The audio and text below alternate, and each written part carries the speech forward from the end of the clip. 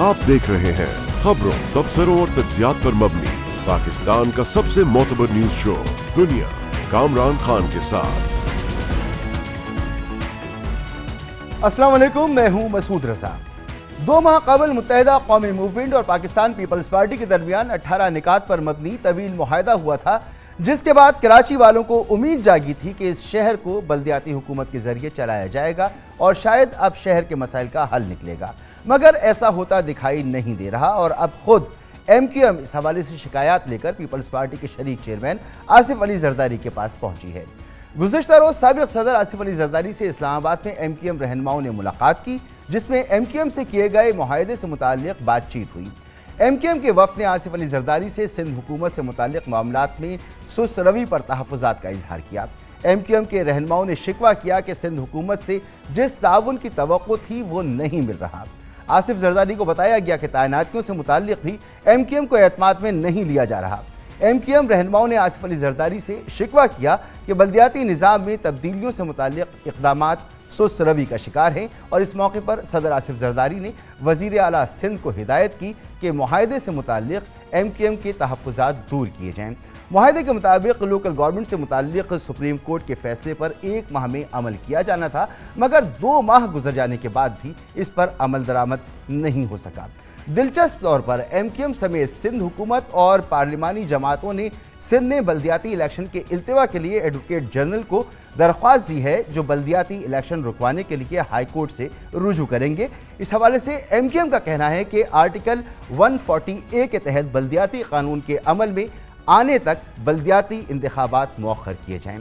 पहले मरहले में बल्दियाती इंतखाबात 26 जून को शेड्यूल हैं, और MQM और पीपल्स पार्टी के दरमियान होने वाले मुआहदे के अहम नुकात क्या हैं, ये भी हम आपको बताते हैं इस रिपोर्ट में। मुआहदे के बाद पीपल्स पार्टी की जानिब इस पर अमल दरामद की यकीन दहानी कराई गई थी। सईद गनी का कहना था कि मुआहदे की हर शिक पर अमल किया जाएगा। दूसरी जानिब MQM के डिप्टी कन्वीनर आमिर खान से जब इस मुआहदे पर अमल दरामद से मुताल्लिक़ पूछा गया तो वो भी बहुत ज़्यादा पुरुमीद नजर नहीं आई।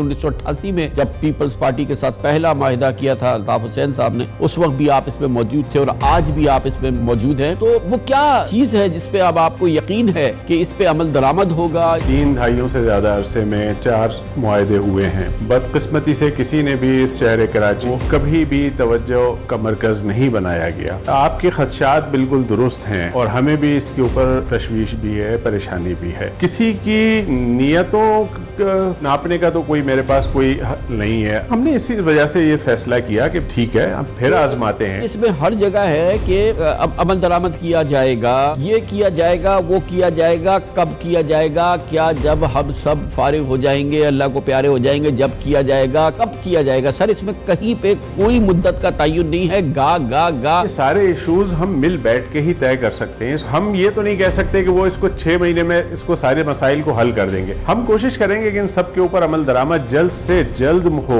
लेकिन मैं बार बार कह रहा हूं कि किसी चीज का मैं आपको यकीन नहीं दिला सकता। इस तमाम मामले पर बात करेंगे। हमारे साथ मौजूद हैं सीनियर सहाफ़ी और सीनियर तजज़ियाकार जनाब मज़हर अब्बास साहब। मज़हर अब्बास साहब, बहुत शुक्रिया वक्त देने के लिए। सर, ये एक ऐसा मुआहदा जिसने इस वक्त जो मुल्क का सियासी मंजरनामा है, अगर ये मुआहदा ना होता और MQM अलहदा ना होती तो खासा थोड़ा मुख्तलिफ ज़रूर होता। ये इस तरह का बिल्कुल मामला ना होता, कुछ ना कुछ तब्दीली ज़रूर होती उसमें। तो बड़ा अहम मुआहदा था ये कि एक हुकूमत इसके नतीजे में चली गई। 3 दहाइयों में चौथी मरतबा MQM और पीपल्स पार्टी के दरमियान मुआहदा हुआ, और इस दफ़ा भी इस पर अमल दरामद होता नज़र नहीं आ रहा।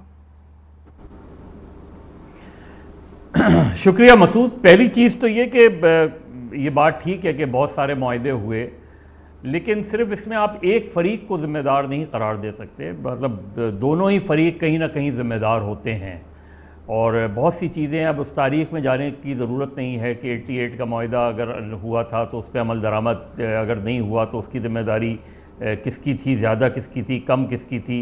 वो उस ज़माने की पॉलिटिक्स बड़ी मुख्तलिफ थी। फिर उसके बाद जो मुशर्रफ साहब का पीरियड आया, मेरा ख्याल है उससे अच्छा पीरियड MQM के पॉइंट ऑफ व्यू से कोई नहीं था, लेकिन उसके बावजूद भी बड़े बुनियादी मसाइल नहीं हल हुए। ना MQM कर सकी, ना मुशर्रफ साहब कर सके। तो अब ये जो मौका है इस वक्त, ये मेरा ख्याल है सबसे PTI के साथ जो इनका मुआहदा हुआ था, MQM के पास बहुत कम जस्टिफिकेशन थी PTI से मुआहदा ख़त्म करने की, کیونکہ اگر ایم کیو ایم اور پی ٹی آئی کے معاہدے کا اگر آپ جائزہ لیں، اور اگر ایون جب پی ٹی آئی چھوڑی ایم کیو ایم نے ان کے اتحاد ختم کیا، تو وہ بہت زیادہ جسٹیفائی نہیں کر سکے چھوڑنے کو. یعنی وہ سیکٹر آفس تو سیکٹر آفس تو آج بھی نہیں کھلے، اور آئندہ بھی مشکل لگ رہا ہے کھلنے کا. تو آپ نے اچیو کیا کیا؟ اور وہ بھی ایم کیو ایم کو بھی پتا تھا کہ سیکٹر آفس مسئلہ کس کا زیادہ ہے اور کون کھلوا سکتا ہے کون نہیں کھلوا سکتا. بلکہ اس زمانے میں تو بہت زیادہ یہ پر امید تھے کہ جو سینسس کا ان کا بنیادی مطالبہ ہے وہ حل ہو جائے گا، اور اس پہ بڑا کام ہو چکا تھا. یہی میں کہہ رہا ہوں کہ پی ٹی آئی سے معاہدہ توڑنے کی بہت ٹھوس وجوہات نہیں سامنے آ سکیں. اب جو زرداری صاحب کے ساتھ معاہدہ ہوا بہت اچھا معاہدہ ہے، اگر آپ اس کو آن فیس آف اٹ دیکھیں. یعنی اس میں کچھ چیزیں تو فوری ہو سکتی ہیں. حیدرآباد یونیورسٹی تو مسئلہ ہونا ہی نہیں چاہیے تھا، یہ تو پیپلز پارٹی کو خود کرنا چاہیے تھا. یونیورسٹی جتنی بنے اس میں خرابی کیا تھی اس میں تو وہاں. لیکن جیسے اب یہ گورنر کا مسئلہ ہے، گورنر کے مسئلے پہ سست روی ایم کیو ایم کے اپنے اندر ہے. پرابلم ایم کیو ایم کے اپنے اندر ہے. نسرین جلیل صاحبہ کے نام پہ، حالانکہ میرے لحاظ سے تو معتبر نام ہے، لیکن اگر اس پہ اعتراض آیا تو آپ کسی اور کو کر لیں. اور آپ کی بہت سے جو کینڈیڈیٹس تھیں اس میں کشور زہرا صاحبہ ہیں، اور جو دو تین نام تھے کسی اور کو. تو وہاں پرابلم آ رہی ہے ایم کیو ایم کے اندر. گورنر کے نسرین ان کو ریپلیس کیا جائے نہ کیا جائے. منسٹریز ایم کیو ایم نے کہا ہے کہ ہم پہلے ایکٹ ہے. اب لوکل باڈیز ایکٹ کا مسئلہ جو ہے، یہ 3 معاہدے ہیں. ایک انہوں نے جماعت اسلامی کے ساتھ معاہدہ کیا ہوا ہے پیپلز پارٹی نے، ایک انہوں نے پی ایس پی کے ساتھ کیا ہوا ہے، ایک انہوں نے ایم کیو ایم کے ساتھ کیا ہوا ہے. لیکن ایکٹ نہیں بن پا رہا. لوکل مطلب اس میں تو 100% پیپلز پارٹی کو وہ ہو رہا ہے کہ پیپلز پارٹی کیوں نہیں سندھ اسمبلی میں پیش کر رہی. اب مجھے لگتا نہیں ہے کہ اگر انٹل انلیس کہیں اسٹے مل جائے، ورنہ مجھے لگتا یہی ہے کہ لوکل باڈیز الیکشن تو اس مرتبہ اسی قانون کے تحت ہوں گے جو 26 جون کو انہوں نے ابھی کراچی اور حیدرآباد کے علاوہ باقی اضلاع میں 26 جون کو ہونے جا رہے ہیں. یہاں جولائی کے 2nd ویک میں ہونے جا رہے ہیں. تو یہ لوکل، کیونکہ مین کیا تھا؟ مین تھا کہ سینسز، مردم شماری اگلے انتخابات سے پہلے ہونی ہے. اب مردم شماری، ڈی لمیٹیشن، وہ بھی چیزیں ہیں، وہ ایم کیو ایم. باقی جو ہے 60-40 اور یہ جو مسئلہ ہے، اس پہ میرا خیال ہے 2-4 میٹنگز تو ہونی چاہیے تھی. اور مظہر صاحب یہ جتنے بھی اس کے نکات ہیں، جتنے اہم نکات ہیں، سپریم کورٹ کے فیصلے کا 1 مہینے کے اندر عمل درآمد اس پر ہونا یا دیگر معاملات، قانون کے مطابق گرفتاریوں کو ختم کرنا یا مقدمات کو ختم کرنا، قانون کے مطابق نوکریاں دینا، یہ تو قانون کے مطابق ہیں. یہ تو از خود پیپلز پارٹی کو کرنا ہی چاہیے. اس میں تو معاہدے کی ضرورت نہیں تھی. بہرحال چلیں، یہ بھی معاہدے میں آ گیا. اس معاہدے باقی جتنے بھی معاہدے ہوئے ماضی میں ایم کیو ایم کے ساتھ، اس میں ایک اہم بات یہ ہے کہ اس میں پی ڈی ایم کی اتحادی جماعتیں ضامن ہیں، خود شہباز شریف صاحب بھی ضامن ہیں. تو اس کی اہمیت بڑھ جاتی ہے کہ اس پر عمل درآمد ہونا چاہیے. بالکل بڑھ جاتی ہے. میرا خیال ہے جو ایشوز، اگر میرے خیال میں تو لوکل باڈیز ایکٹ اگر لانا ہے ان کو تو فوراً لا سکتے ہیں، اسمبلی کا اجلاس فوراً کال کر سکتے ہیں. اس میں کیوں اف اور بٹ استعمال ہو رہا ہے یہ سمجھ سے بالاتر ہے. جبکہ آپ نے خود 3 جماعتوں کے ساتھ کمٹمنٹ کر دی ہے، 3 جماعتوں کے ساتھ تحریری معاہدے کر لیے ہیں، اور اس کے باوجود بھی آپ چیزوں کو بہتر نہیں بنا پا رہے. تو اس کی ذمہ دار تو سندھ گورنمنٹ بنے گی. لیکن ایم کیو ایم کے پوائنٹ آف ویو سے، ایم کیو ایم کے نقطہ نظر سے، ان کی طرف بھی یہ جو چیزیں ہیں کہ یہ جو چیزیں ہیں جیسے ڈومسائل کا مسئلہ ہے، 60-40 کا مسئلہ ہے، یہ فوری طور پہ تو حل ہوتے نہیں نظر رہے. ایون لوکل پولیسنگ میں جہاں تک مجھے یاد پڑتا ہے کہ جب چیف سیکرٹری تبدیل ہو رہے تھے تو وزیر اعلیٰ نے خالد مقبول صدیقی کو فون کر کے ان کی رائے لی تھی کہ آپ کو تو کوئی اعتراض نہیں ہے. اسی طرح اگر آئی جی وغیرہ یا دیگر پولیس آفیسر، اور یہ بات دیکھیے، یہ بات اس سے ہر چیز سے بالاتر ہے کہ اربن سٹیز میں کراچی میٹروپولیٹن پولیس جو ہے وہ سب سے بہتر طریقہ ہے. سیف سٹی پروجیکٹ مجھے کراچی میں لگتا ہوا نظر نہیں آ رہا، اور اس کی کئی وجوہات ہیں. سیف سٹی پروجیکٹ سب سے پہلے کراچی میں لگنا چاہیے تھا، لیکن مجھے نہیں لگتا کہ کراچی میں لگے گا. اور مظہر صاحب درست صاحب کہہ رہے ہیں کہ لگتا ہوا نظر نہیں آ رہا، اور یہ معاہدہ اس پر خود ایم کیو ایم کی قیادت جو ہے اس کے اندر مایوسی موجود ہے. لیکن ایم کیو ایم کیوں مایوس ہے؟ ایم کیو ایم کی پوزیشن تو بہت اسٹرانگ ہے. اگر وہ اس وقت پی ڈی ایم اتحاد سے الگ ہو جائے تو اس حکومت کی بقا خطرے میں پڑ جاتی ہے، پورا پلان چوپٹ ہو جاتا ہے. حکومت اس مضبوط پوزیشن میں ہونے کے باوجود اس پر عمل کیوں نہیں کروا پا رہی؟ نہیں، اس میں میرا خیال ہے اس کا کھل کر اظہار ایم کیو ایم کو کرنا چاہیے، بتانا چاہیے کہاں پرابلمز ہیں. کیونکہ اب پیپلز پارٹی والوں سے اگر آپ بات کریں وہ کہہ رہے ہیں کہ ایم کیو ایم کی کنسرن ضرور ہیں لیکن ہم اسے ایڈریس کر رہے ہیں، اس کو وہ کر رہے ہیں. تو میرے خیال میں یہ پہلی میٹنگ تھی اس معاہدے کے بعد یہ جس میں انہوں نے اس طرح کی شکایت کی کہ چیزیں سست روی کا شکار ہو رہی ہیں. اب 1 مہینے بعد بجٹ آنے والا ہے، بجٹ سے پہلے وہ کرتے ہیں، کیونکہ آپ نے جس طرح میں نے کہا مجھے لوکل باڈیز الیکشنز جو ہے وہ کسی نئے ایکٹ کے تحت ہوتے نظر نہیں آ رہے انٹل اینڈ کورٹ کہیں اسٹے دے دے. ورنہ مجھے اسی قانون اور ایم کیو ایم کو پرابلمز ہیں، پیپلز پارٹی کو پرابلمز آ سکتی ہیں، دیگر کو آ سکتی ہیں، کیونکہ وہ ظاہر ہے معاہدے آپ نے 3 جماعتوں سے کیے اور آپ ان پہ عمل نہیں کر رہے. لیکن ایم کیو ایم کی طرف سے جو ایم کیو ایم کے ذرائع بتا رہے ہیں کہ ہم ابھی اس ایکسٹریم پہ نہیں جانا چاہتے، ہم وہ پوزیشن اس وقت نہیں لینا چاہتے، ہم توقع رکھتے ہیں کہ اگلے 3 مہینے میں حوالے سے کسی نہج پر پہنچیں گی. ٹھیک. لیکن چیزیں بہت، اور ایک بدگمانی دونوں جماعتوں کے درمیان، اس بدگمانی کی تاریخ جو ہے وہ کہیں نہ کہیں پرابلم کریٹ کرتی ہے. پارٹی کے اندر بھی پریشرز ہوتے ہیں کہ جی نہیں ہو رہا، اور یہ لوگ اسی طرح کے، دوسری طرف بھی یہ کہتا ہے کہ یہ نہیں ہے کہ ایم کیو ایم کہیں بہت مضبوط ہو جائے. یہ دونوں بدگمانیوں کو دور کرنے کے لیے ریگولر میٹنگز کی ضرورت ہے، جو کہ نہیں ہو رہی. مختلف کمیٹیز آپ نے بنائی ہوئی ہیں، نہیں ہو رہی میٹنگ. تو میرا خیال ہے سب سے پہلا ٹیسٹ یہ ہے، اور وہ کہہ رہے ہیں کہ ایکٹ اگر بنے گا تو ہم منسٹریز لیں گے، اگر لوکل باڈیز ایکٹ نہیں بنتا ہے تو پھر پرابلم آ سکتی ہے، اگلے 1-2 مہینے میں پرابلم آ سکتی ہے. تو میرا خیال ہے یہ پیپلز پارٹی کے لیے بڑا چیلنج ہے، کیونکہ وہ اگر ایکٹ نہیں بنا تو پیپلز پارٹی کو نہ صرف M Q M, Jamaat Islami, P S P, تینوں کی مخالفت کا سامنا کرنا پڑے گا. جی بہت بہت شکریہ جناب مظہر عباس صاحب. گفتگو آپ نے سنی. یہاں پر ایک بریک لیں گے اور بریک کے بعد بات کریں گے جعلی پینشنرز کے ناموں پر فراڈ کا ریفرنس سندھ خزانے سے 10 ارب بٹورے گئے ہیں. اس پر تفصیل سے بات کریں گے ایک بریک کے بعد. سندھ محکمہ خزانہ کے پینشن فنڈ میں فراڈ کے الزام میں 10 بینک مینیجرز اور سندھ حکومت کے 15 افسران سمیت 84 افراد کے خلاف ریفرنس احتساب عدالت حیدرآباد میں دائر کر دیا گیا ہے. نیب رپورٹ کے مطابق سندھ حکومت کے ریٹائرڈ ملازمین کے پینشن فنڈ سے فراڈ کر کے نکالی گئی رقم 2.25 ارب روپے سے بڑھ کر اب 10 ارب تک پہنچ گئی ہے، جس میں پہلے مرحلے میں ٹھوس شواہد ملنے پر 3.25 ارب روپے کا فراڈ کا عبوری ریفرنس دائر کر دیا گیا ہے، جبکہ 7 ارب روپے فراڈ کی تحقیقات ابھی جاری ہیں. ریفرنس کے مطابق اس فراڈ میں محکمہ خزانہ سندھ کی اعلیٰ انتظامیہ کے ملوث ہونے کے اور نیب کو اب واضح ثبوت مل گئے ہیں. دلچسپ بات یہ ہے کہ سندھ کے محکمہ خزانہ کا قلمدان پچھلے 14 برس سے وزیر اعلیٰ سندھ سید مراد علی شاہ کے پاس ہے. سندھ حکومت کے سرکاری ملازمین کے پینشن فنڈ میں ہونے والے فراڈ کی نیب کراچی نے 1.5 سال پہلے تحقیقات شروع کی تھی.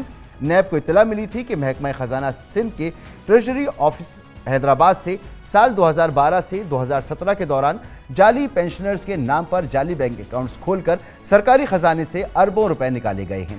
اس فراڈ کے لیے استعمال ہونے والے بینک اکاؤنٹس میں سے 95% بینک اکاؤنٹس وزیر اعلیٰ سندھ سید مراد علی شاہ کے آبائی ضلع دادو میں کھولے گئے. اس فراڈ کو ہم نے اپنے پروگرام میں پچھلے سال 13 جنوری کو اجاگر کیا تھا. نیب کراچی نے سندھ حکومت کے محکمہ خزانہ سے جعل سازی کے ذریعے 2.25 ارب روپے نکالنے کا فراڈ پکڑا ہے. رپورٹ کے مطابق یہ 2.25 ارب کا فراڈ سرکاری ملازمین کے پینشن فنڈ میں کیا گیا. سال 2012 سے 2017 کے دوران جعلی پینشنرز کے نام پر جعلی بینک اکاؤنٹس کھول کر سرکاری خزانے سے رقوم نکالی گئی، یعنی پینشنرز بھی جعلی، ان کے بنائے گئے بینک اکاؤنٹس بھی جعلی. محکمہ خزانہ سندھ کے ٹریجری آفس حیدرآباد سے جعلی پینشنر کے نام پر کروڑوں روپے مالیت کے یہ جعلی بلز تیار کیے جاتے، پینشنرز کے جعلی بینک اکاؤنٹس میں کیش جمع کرایا جاتا. جی ہاں، یہ سندھ میں ہی ہو سکتا ہے اور یہ سندھ میں ہی ہوا ہے اور وزارت خزانہ میں ہوا ہے. یہ وہی وزارت خزانہ ہے جسے 12 سال سے مراد علی شاہ چلا رہے ہیں. نیب تحقیقات کے مطابق شروع میں یہ بات سامنے آئی کہ ایک نجی بینک کے 3 برانچز میں جعلی پینشنرز کے نام پر 137 جعلی بینک اکاؤنٹس کھولے گئے. پھر 2.25 ارب روپے کے جعلی پینشنز کے بل جمع کروا کر ان جعلی اکاؤنٹ سے رقم نکلوائی گئی، لیکن تحقیقات کے نتیجے میں انہی اکاؤنٹ سے فراڈ کر کے پینشن فنڈ سے نکالی گئی رقم کا حجم 3 ارب 20 کروڑ پر پہنچ گیا اور نیب کو اس کے ٹھوس ثبوت بھی ملے، جس کی بنیاد پر ریفرنس دائر کیا گیا ہے.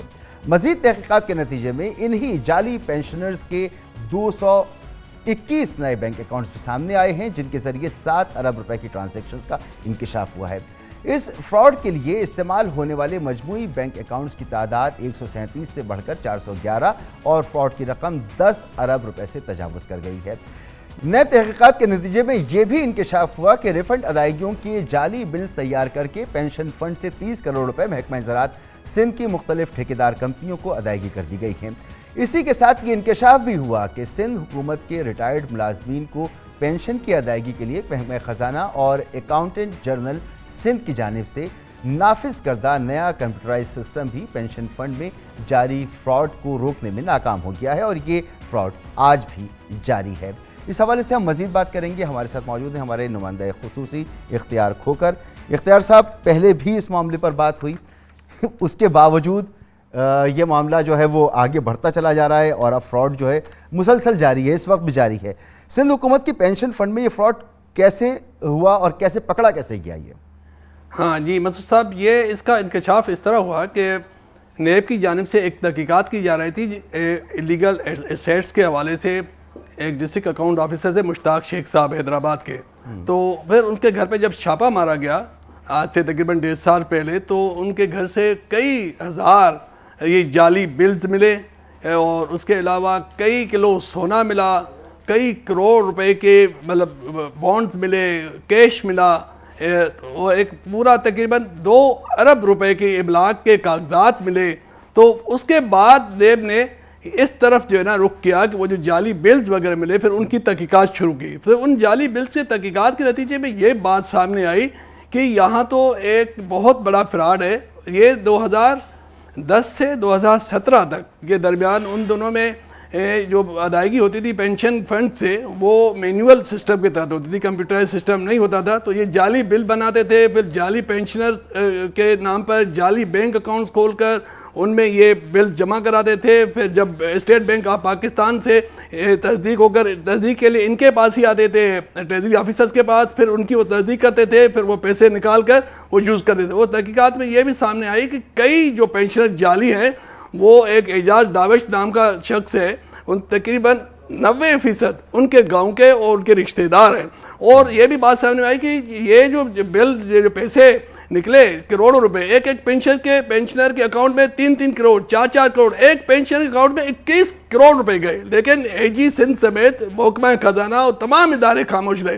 اور یہ پیسے جب ان کے اکاؤنٹ سے نکلے تو پھر ان کے اکاؤنٹ سے یہ حکومت سندھ کے اور ٹریجری آفس کے جو افسران ہیں ان کی کمپنی میں بھی ہے، ایک اشرف جامری صاحب ہے، ان کی کمپنی میں پیسے آئے، یعنی کہ وہ پیسے لیئر ٹو لیئر پھر جو ہے نا حکمرانوں کی طرف جو ہے نا وہ منتقل ہوتے رہے۔ ظاہر سی بات ہے، اتنی بڑی ٹرانزیکشنز پینشنرز کے اکاؤنٹ میں ہوں اور کوئی اس کا نوٹس نہ لے، ایک چونکا دینے والی بات ہے۔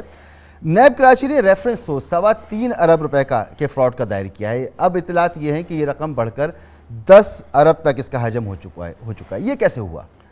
یہ انویسٹیگیشن کے دوران یہ بات سامنے آئی، جیسے آپ نے بھی یہ بات بتائی اپنے انٹرو میں، کہ 221 نئے اکاؤنٹس کا انکشاف ہوا ہے یعنی کہ تحقیقات کے دوران، اور ان 221 جو نئے اکاؤنٹس ہیں انہی لوگوں کے، انہی پینشنر جو جعلی پینشنرز تھے انہی کے نام پہ 221 نئے بینک اکاؤنٹس کے سامنے آئے ہیں، اور ان میں جو ٹرانزیکشن ہوئی ہے اماؤنٹ کی وہ تقریباً 7 ارب روپے ہے۔ تو وہ جو 7 اس کی تحقیقات ابھی جاری ہے کہ یہ جو 7 ارب روپے کی ٹرانزیکشن ہوئی ہے یہ پیسے کہاں سے آئے، کیسے آئے، کہاں گئے۔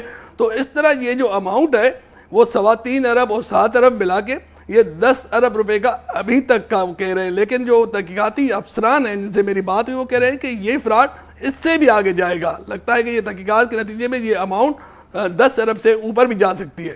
ٹھیک ہے، اچھا، اور نیب ریفرنس میں یہ بھی انکشاف ہوا کہ پینشن فنڈ سے جعلی بلز کے ذریعے محکمہ زراعت کے ٹھیکیداروں کو کروڑوں روپے کی ادائیگیاں بھی کی گئی ہیں، اس کی کیا تفصیلات ہیں؟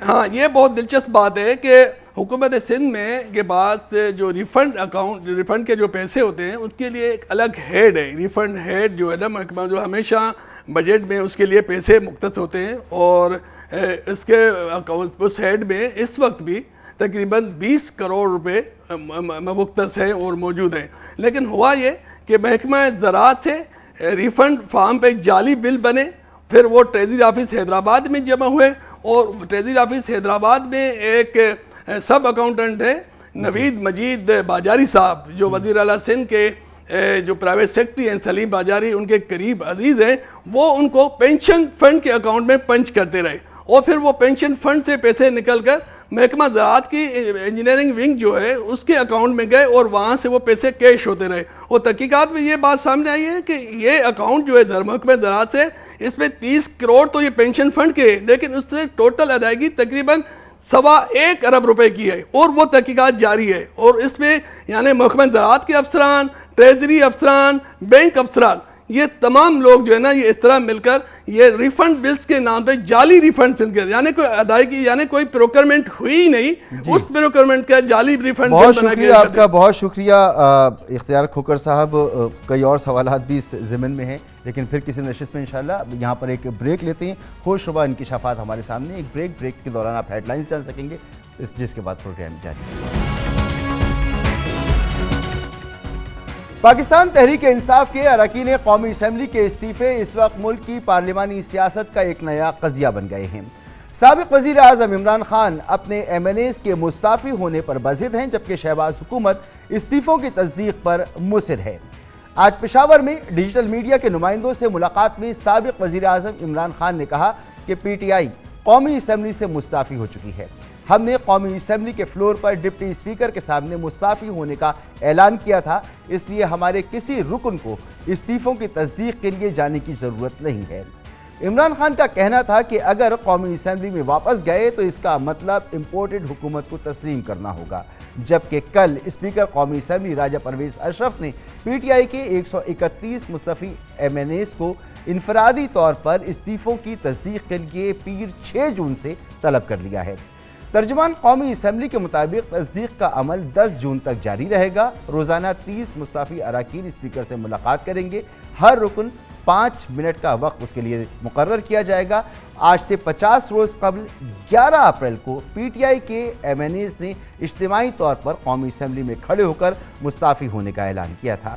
14 اپریل کو سابق ڈپٹی اسپیکر قاسم سوری نے 123 اراکین کے استعفے منظور کر کے قومی اسمبلی سیکریٹریٹ سے نوٹیفیکیشن بھی جاری کرا دیا تھا، لیکن موجودہ اسپیکر قومی اسمبلی راجہ پرویز اشرف نے عہدے کا حلف اٹھانے کے بعد پی ٹی آئی کے اراکین سے انفرادی طور پر استعفوں کی تصدیق کا اعلان کیا. آج اسپیکر قومی اسمبلی راجہ پرویز اشرف نے پی ٹی آئی کے اراکین کے استعفوں کے معاملے پر آئینی و قانونی ماہرین سے رائے طلب کر لی ہے. مخلوط حکومت میں اس بات پر مشاورت شروع ہو گئی ہے کہ اگر پی ٹی آئی کے اراکین استعفوں کی تصدیق کے لیے پیش نہیں ہوتے تو کیا حکمت عملی طے کی جائے گی. اطلاعات کے مطابق قانونی اور آئینی ماہرین نے اسپیکر آفس کو 3 آپشنز پیش کیے ہیں، جن میں استعفوں کی منظوری، منسوخی اور التوا کی تجویز شامل ہے. وفاقی وزیر قانون اعظم نذیر تارڑ نے عمران خان اور شاہ محمود قریشی اور فواد چودھری اور شیریں مزاری سمیت ان اراکین کی استعفوں کی منظوری کا مطالبہ کیا ہے جنہوں نے قومی اسمبلی کے فلور پر استعفے دیے. ان کا کہنا ہے کہ کم از کم ان افراد کے استعفوں کی تصدیق کی کوئی گنجائش نہیں.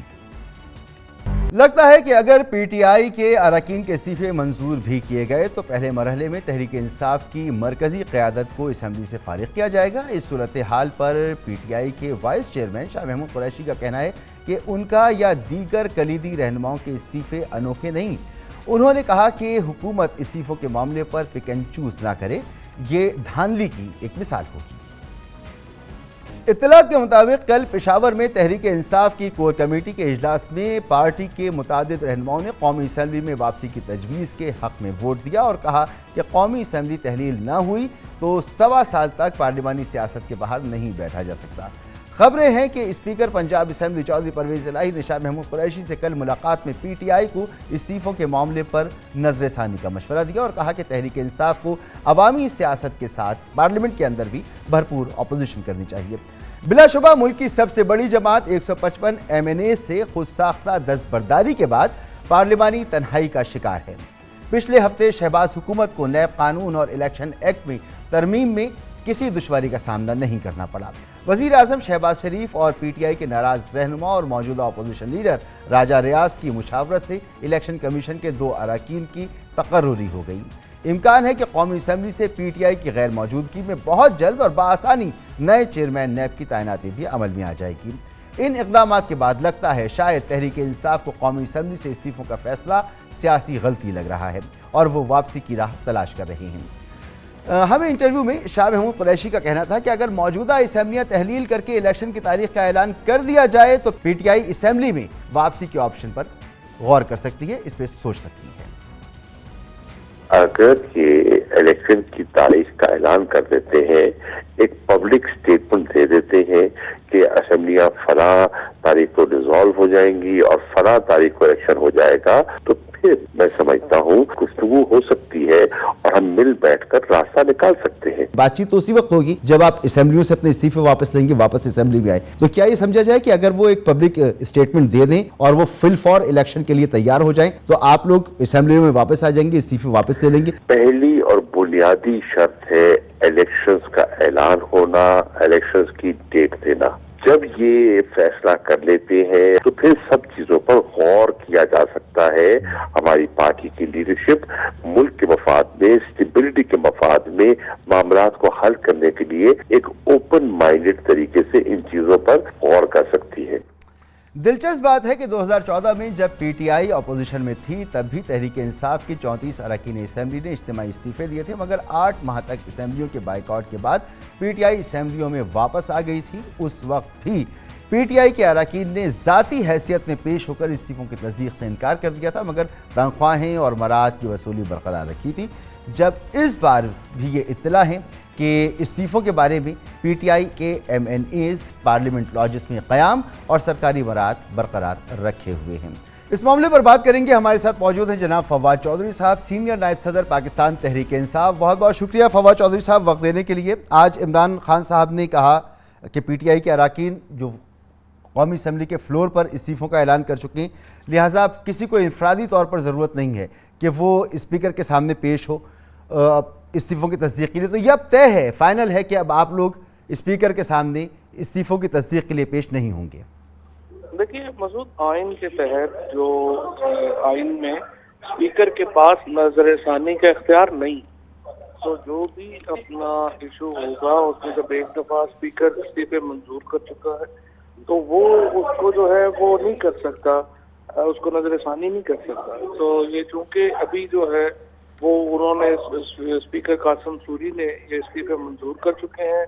डी नोटिफिकेशन के लिए इलेक्शन कमीशन को भेजना वाहिद मामला है जो कि कौमी असम्बली सेक्रेटेरिएट ने करना है। इसके अलावा वो नजरसानी का इख्तियार उनके पास है। अच्छा, जब उन्होंने इस्तीफे डीसील किए और तो उनको उनके सामने ये बात आई कि बहुत अक्सर इस्तीफे ऐसे हैं जो हाथ से नहीं लिखे गए हैं, तो ये भी एक एतराज़ था।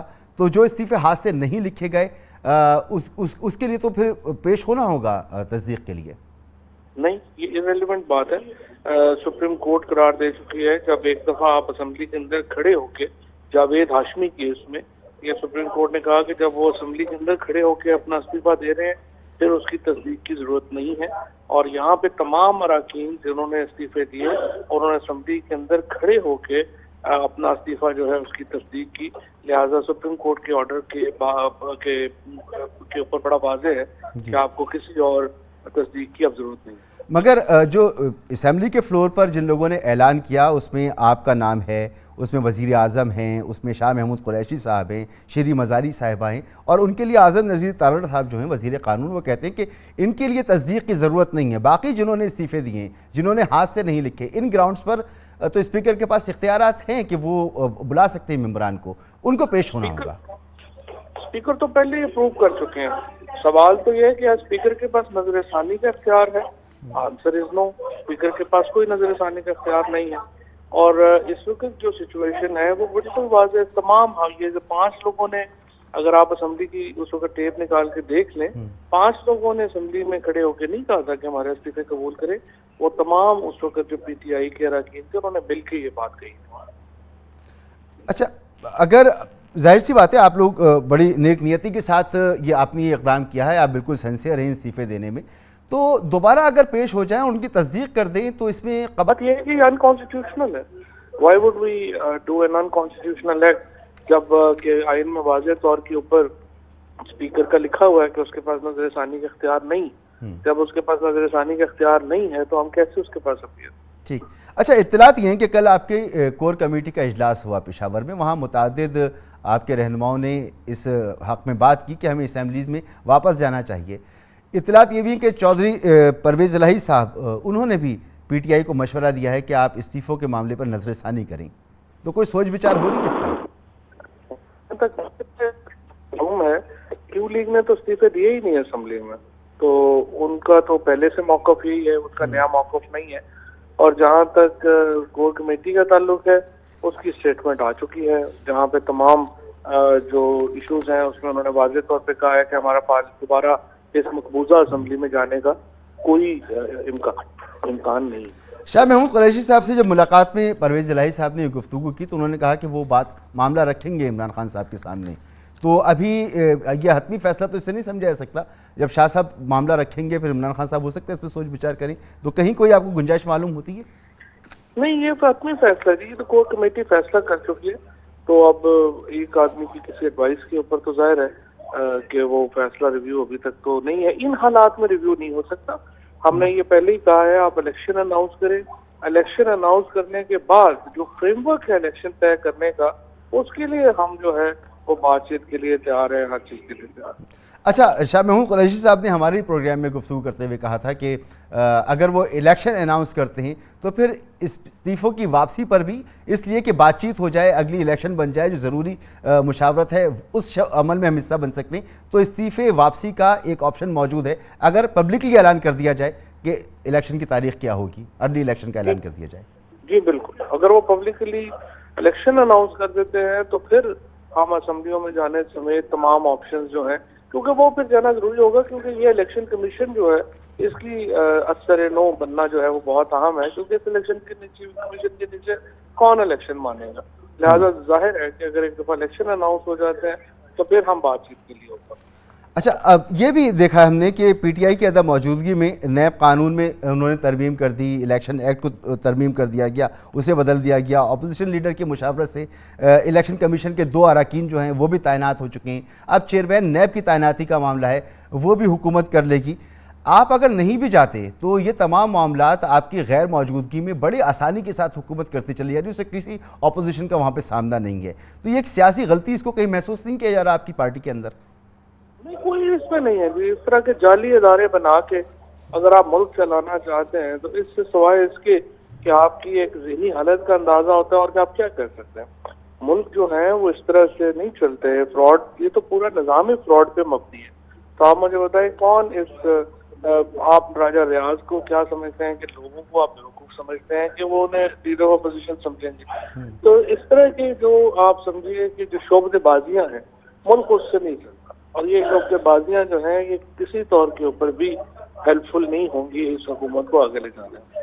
اچھا، آپ کہ ہاں یہ ذرا بھی اس بات کا شائبہ موجود نہیں ہے کہ پی ٹی آئی جو ہے وہ اپنے سٹینڈز پر موجود ہے، اسمبلیوں میں واپس نہیں جا رہی، لیکن پارلیمان کا نظام تو چل رہا ہے، وہ الیکشن کا جلدی اعلان بھی نہیں کر رہے. اس صورتحال میں اگلے انتخابات، نگراں حکومت کا قیام، یہ تمام قانون سازی، دیگر معاملات، تو اس میں پی ٹی آئی کی مشاورت کہیں پر بھی موجود نہیں ہے، تو اس کا ایک نقصان ہے جو اٹھانا پڑے گا تحریک انصاف کو. اس کے لیے تیار ہے تحریک انصاف؟ کیونکہ پہلی بات تو یہ ہے اگر آپ اس نظام کو چلنا کہتے ہیں تو پھر تو آپ کی مرضی ہے. حقیقت یہ ہے کہ ملک کا نظام نہیں چل رہا. ملک میں بہت شدید سیاسی عدم استحکام ہے. کوئی بھی شخص اس اسمبلی کے اوپر یقین کرنے کو تیار نہیں ہے. آپ دیکھیے یہاں پہ ڈیبیٹس کو کوئی سنتا ہی نہیں ہے سوائے یہ ایک دوسرے کو بھیجنے کے علاوہ. کبھی انہوں نے ڈیبیٹس پہ بات نہیں کی، کچھ نہیں ہوا. اسمبلی جو ہے وہ پوری کی پوری ایک شام سسٹم میں ہے. ایک فراڈ جو ہے وہاں پہ چل رہا ہے. جعلی لیڈر آف اپوزیشن بنایا گیا، جعلی کام کیے گئے. ظاہر ہے اس طرح تو اسمبلی نہیں چل رہی، نہ ہی نظام چل رہا ہے، اور ملک جو ہے ایک اسٹینڈ اسٹل ہے اس وقت. یہ بہرحال فیصلہ آپ نے کرنا ہے، عوام دیکھ رہے ہیں، اور جلد از جلد اس اسمبلی کو برخاست کر کے آپ کو الیکشن کروانے ہیں. اس طرف جتنے جلدی آپ بڑھیں گے اتنا اچھا.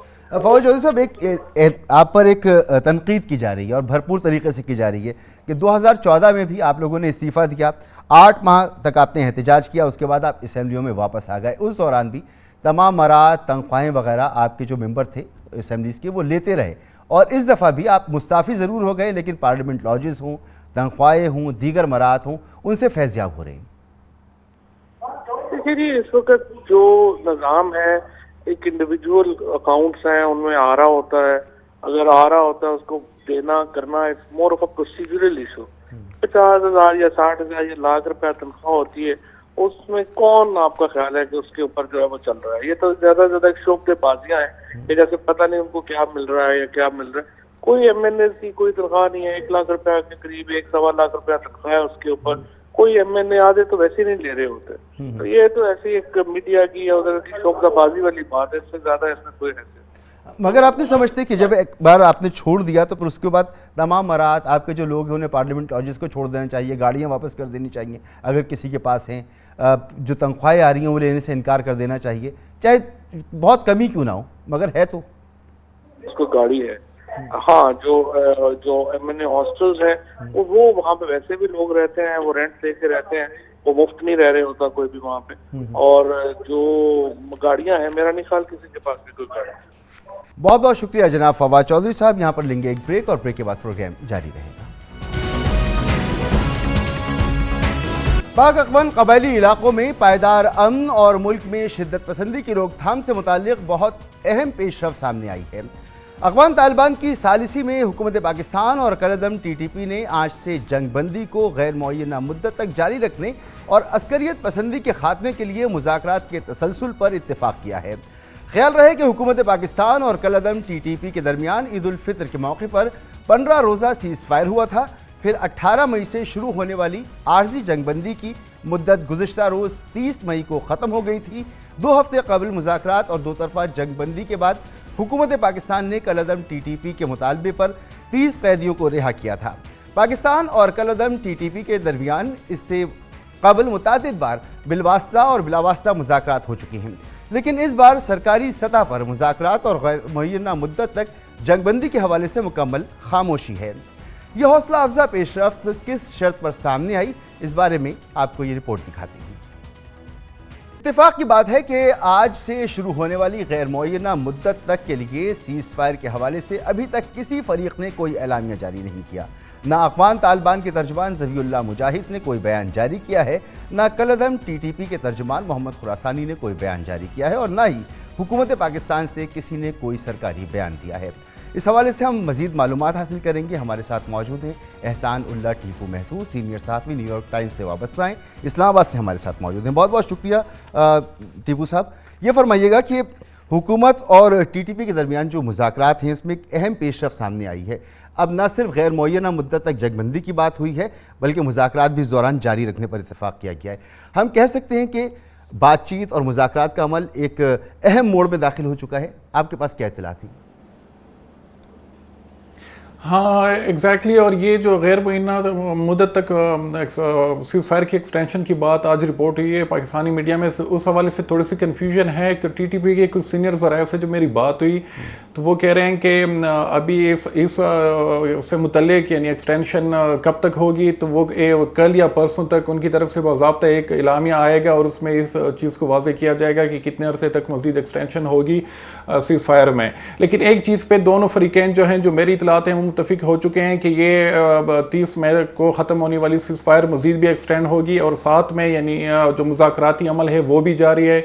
एक तरफ से जिरगा जो है वो इंगेज कर रहे हैं टीटीपी को, और दूसरी तरफ जो सीनियर पाकिस्तानी सिक्योरिटी हुकाम है वो भी काबुल रिसेंटली 2-3 दिन पहले भी गए थे, और अभी एक और ट्रिप भी उनकी तरफ से प्लान्ड है कि वो काबुल जाएंगे और वहाँ पे मुज़ाकराती अमल को मज़ीद आगे बढ़ाएंगे। और कुछ इस तरह के पॉइंट्स हैं जिस तरह आपने शुरू में उनको हाईलाइट किया कि टीटीपी की एक तरफ से ये डिमांड्स और पाकिस्तानी गवर्नमेंट की तरफ से, तो उसमें कुछ हैं जिसके ऊपर एक डेड लॉक वाली सिचुएशन है अभी फिलहाल, और वो है फाटा मर्जर के हवाले से। मैं आपसे इस पर और भी चीज़ें हैं जो जानना चाह रहा हूँ। जो आपने कहा कि डेडलॉक की सूरत हाल हो सकती है, ये तो तय हो गया कि सीज़ फायर आगे बढ़ेगा, गैर मुअय्यना मुद्दत तक है, वो रिपोर्ट हो रहा है, उसकी आप तस्दीक नहीं कर रही। जो गुफ्तगू हो रही है उसमें कुछ शराइत ऐसी हैं टीटीपी की जिनको मानना पाकिस्तान के लिए बहुत मुश्किल है। आपने जिक्र किया इंज़माम फाटा का खैबर पख्तूनख्वा में, इसी तरह फ़ौज का वापस भेजना, कबायली इलाके जो पुराने थे फाटा में जम हो चुके हैं वहाँ से, और कुछ गिरफ्तारियाँ वगैरह थी उनके हवाले से, उनकी वो रिहाई चाहते थे। तो कुछ ऐसे मामला थे पाकिस्तान के लिए बहुत मुश्किल है उनको मानना।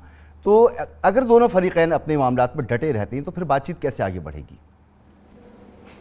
اس میں دو جو نکات ہیں اس پہ یعنی وہ ڈیڈ لاک والی سچویشن ہے کہ یہ کہ فاٹا مرجر کو ریورس ہونا جو ٹی ٹی پی کی طرف سے یعنی کہا جا رہا ہے کہ یہ ہمارے لیے ریڈ لائن ہے، اور دوسرا یہ کہ یعنی اس پہ پاکستانی حکومت کی طرف سے جب حکام سے ہماری بات ہوئی تو وہ کہہ رہے ہیں کہ اس پہ ہمارے لیے کمپرومائز بہت ہی مشکل ہے کہ ہم اس کو واپس کریں، اور دوسرا یہ کہ ٹی ٹی پی پاکستانی حکومت کی طرف سے جو ڈیمانڈ ہے کہ معاہدے کے بعد ٹی ٹی پی جو ہے اس کی تنظیم تحلیل ہوگی، تو اس پہ ٹی ٹی پی والے نہیں مان رہے.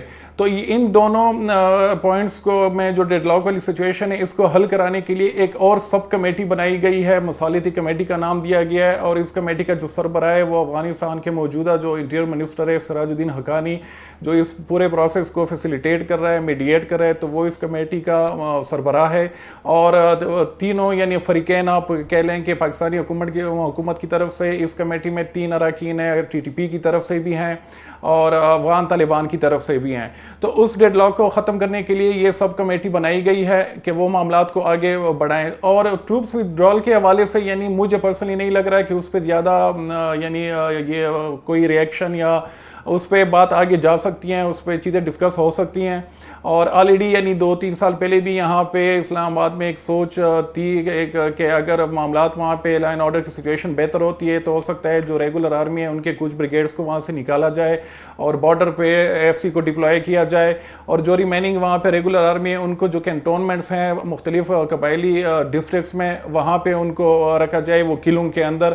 تو اس پہ مجھے نہیں لگ رہا ہے کہ زیادہ مشکلات ہوں گی اس حوالے سے. لیکن یہ جو 2 پوائنٹس ہیں فاٹا مرجر والا اور دوسرا یہ کہ ٹی ٹی پی کی تنظیم کی تحلیل، تو اس حوالے سے یعنی ابھی ہے سچویشن کہ وہ ڈیڈ لاک کی طرف چیزیں چلی گئی. قبائلی عمائدین نے بہت اہم کردار ادا کیا اب تک جو بات چیت ہوئی ہے، اور اب اطلاعات یہ ہیں کہ ایک قبائلی عمائدین کا وفد جو افغانستان بھی گیا تھا وہ رپورٹ بھی ہو چکا ہے. اب اطلاعات ہیں کہ ان مذاکرات کو مزید نتیجہ خیز بنانے کے لیے ایک بڑا جرگہ افغانستان جائے گا اور وہ وہاں پر مذاکرات کرے گا، ٹی ٹی پی سے ملاقاتیں کرے گا. اس کے بارے میں کیا اطلاعات ہیں آپ کے پاس؟ ہاں بالکل، پہلے جو جرگہ گیا تھا تو وہ صرف ساؤتھ وزیرستان سے، اور وہ جرگہ میری اطلاعات کے مطابق صرف 6 ہی لوگ تھے اس میں جس نے اس پورے پروسیس کو انیشیٹ کیا تھا. لیکن بعد میں پھر باقی قبائلی ڈسٹرکٹ سے بھی، اور ابھی یہ کہ جو قبائلی ڈسٹرکٹس کے علاوہ مالاکنڈ ڈویژن کا جو جرگہ ہے وہ بھی اب اس میں شامل ہو گیا ہے.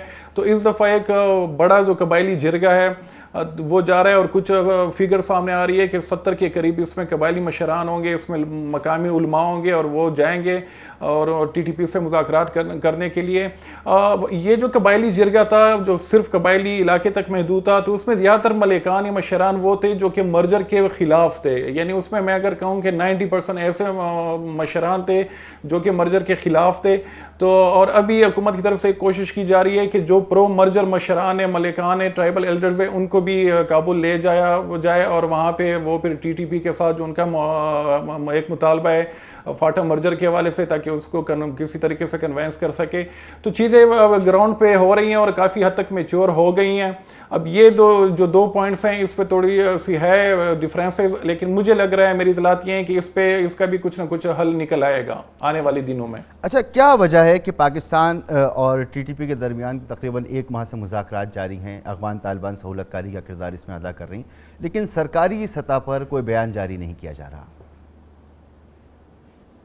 ہاں یہ بالکل، یہ سب سے بڑا ہے کہ یعنی پچھلے دفعہ جو فرسٹ فیز تھا جب پی ٹی آئی کی گورنمنٹ تھی تو اس وقت کے جو وزیر اطلاعات تھے فواد چودھری، انہوں نے سیز فائر کے حوالے سے بھی بیان ایشو کیا تھا اور کنفرم کیا تھا کہ پاکستانی حکومت اور ٹی ٹی پی کے مابین میں سیز فائر ہو گیا ہے.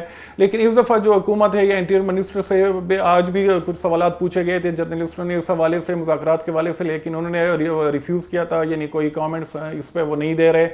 تو یہ واقعی یعنی ہمارے لیے بھی ایک عجوبے کی وہ بات ہے کہ اس پہ کوئی ہمیں فارمل ریئیکشن کہیں سے بھی نہیں مل رہا. اور باقی جو سیکیورٹی حکام ہیں ان سے بھی جو بات ہوتی ہے تو وہ بھی یہی کہتے ہیں کہ فارملی ہمیں آپ لوگ کوٹ نہیں کرو گے اپنے سٹوریز میں یا رپورٹنگ میں. تو یہ ہے کہ پاکستانی گورنمنٹ کی طرف سے ابھی تک کوئی باضابطہ اس حوالے سے نہ کوئی رسپانس آ رہا ہے اور کہ معاملات کس سمت جا رہے ہیں اور ابھی تک کیا کیا ڈیولپمنٹس ہوئی ہیں. تو اس میں طالبان جتنے بھی دھڑے ہیں وہ سب ان مذاکرات کا حصہ ہیں؟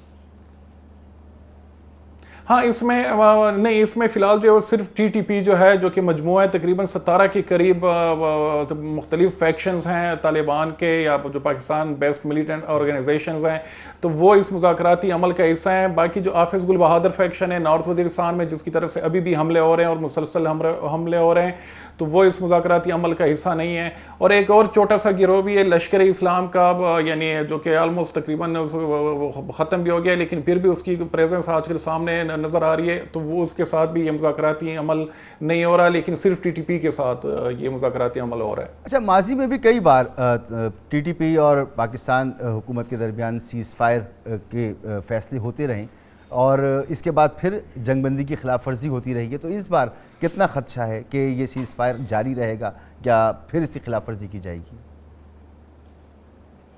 ہاں بالکل، ماضی میں تو ہم نے تقریباً درجن بھر معاہدے ہوئے تھے مختلف، جو یعنی ٹی ٹی پی ہے اور باقی جو یہاں پہ طالبان کی تنظیمیں تھیں ان کے ساتھ، لیکن پھر وہی ہوا کہ 1 مہینے یا 2 مہینے کے اندر وہ معاہدے ٹوٹ گئے تھے اور حملے شروع ہو گئے تھے.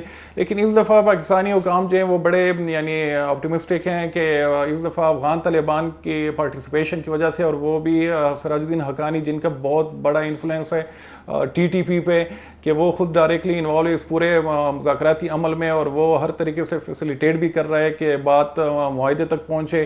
تو اس وجہ سے وہ ایکسپیکٹ کر رہے ہیں کہ اس دفعہ معاملات بہتر ہوں گے پچھلی دفعہ سے، اور یہ معاہدہ اگر ان کیس ہوا تو یہ لانگ لاسٹنگ ہوگا، پچھلی دفعہ کی طرح نہیں ہوگا کہ 1 مہینے میں چیزیں پھر دوبارہ سے ریورس ہو گئی تھی. بہت بہت شکریہ آپ کا احسان اللہ ٹیپو محسود. گفتگو آپ نے سنی. یہاں پر لیں گے ایک بریک، ہمارے ساتھ. الیکشن کمیشن آف پاکستان میں آئندہ عام انتخابات کی تیاریاں زور و شور سے جاری ہیں. اس حوالے سے آج اہم پیش رفت سامنے آئی ہے، جس کے تحت الیکشن کمیشن نے حلقہ بندیوں کی ابتدائی رپورٹ شائع کر دی ہے. ابتدائی حلقہ بندی رپورٹ کے مطابق خیبر پختونخوا میں ضم ہونے والے قبائلی علاقہ جات یعنی سابقہ فاٹا کی 6 نشستیں کم کر دی گئی ہیں، جس کے بعد قومی اسمبلی کی کل نشستوں کی تعداد 342 سے کم ہو کر 336 کر دی گئی ہے. نئی حلقہ بندیوں کے حساب سے قومی اسمبلی میں جنرل نشستوں کی تعداد 266 ہو گئی ہے. الیکشن کمیشن نے حلقہ بندیاں آبادی کی بنیاد پر کی ہیں. پنجاب سے قومی اسمبلی کی جنرل نشست 141 ہوں گی، سندھ سے جنرل نشستیں 61، خیبر پختونخوا سے 45، بلوچستان سے قومی اسمبلی کی جنرل نشستیں 16 ہوں گی، جبکہ وفاقی دارالحکومت اسلام آباد سے 3 ہوں گی. پچھلے ہفتے قومی اسمبلی کے اجلاس میں آئندہ الیکشن کے لیے اخراجات کی تفصیلات جاری کی گئیں، جس کے تحت الیکشن کمیشن نے آئندہ انتخابات کے لیے 47 ارب 41 کروڑ روپے کا تخمینہ لگایا ہے. اس حوالے سے مزید بات کریں گے. ہمارے نمائندہ خصوصی راجہ محسن اعجاز ہمارے ساتھ موجود ہیں. بہت بہت شکریہ محسن اعجاز صاحب. ڈی لیمیٹیشن ایک بڑا مرحلہ تھا آئندہ ہونے والے انتخابات کے لیے، ایک بڑا مسئلہ اس کو سمجھا جا رہا تھا، لیکن الیکشن کمیشن نے ابتدائی فہرست جاری کر دی ہے، لسٹ جاری کر دی ہے. تو حتمی فہرست، حتمی لسٹ اس کی کب جاری؟ دیکھیے، حتمی جو حلقہ بندیوں کے حوالے سے فہرست ہے، الیکشن کمیشن آف پاکستان اگست کے دوسرے ہفتے میں جاری کر دے گا، اور جس کے بعد عام انتخابات جو آئندہ ہونے والے ہیں ان کی راہ ہموار ہو جائے گی.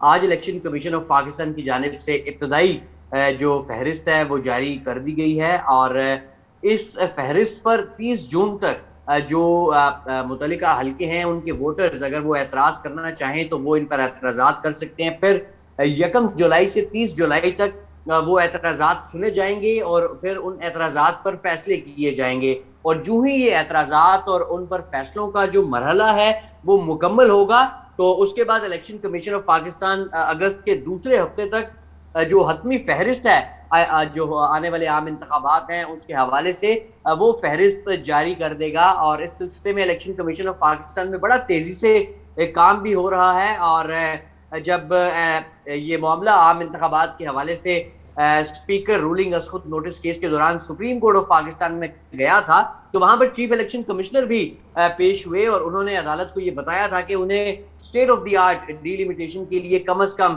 3 سے 4 ماہ کا عرصہ درکار ہوگا.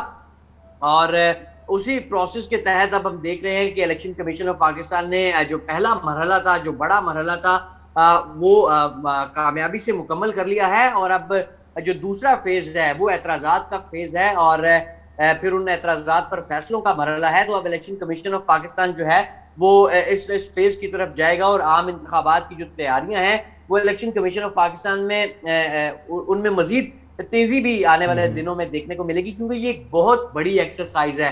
جو انیشیل فہرست جاری کی گئی ہے اس میں فاٹا مرجر کی وجہ سے جو قبائلی اضلاع تھے سابقہ، وہاں پر سے 6 جو نشستیں ہیں قومی اسمبلی کی وہ کم ہوئی ہیں، اور اب قومی اسمبلی کی جو جنرل نشستیں ہیں پہلے 272 ہوتی تھی اور اب ان کی تعداد کم ہو کر 266 رہ گئی ہے۔ اور یہ جو اثر ہے یہ خیبر پختونخوا کی جو قومی اسمبلی کی نشستیں اس پر پڑے گا۔ پنجاب سے پہلے بھی قومی اسمبلی کی 141 نشستیں تھیں، ابھی بھی 141 ہیں۔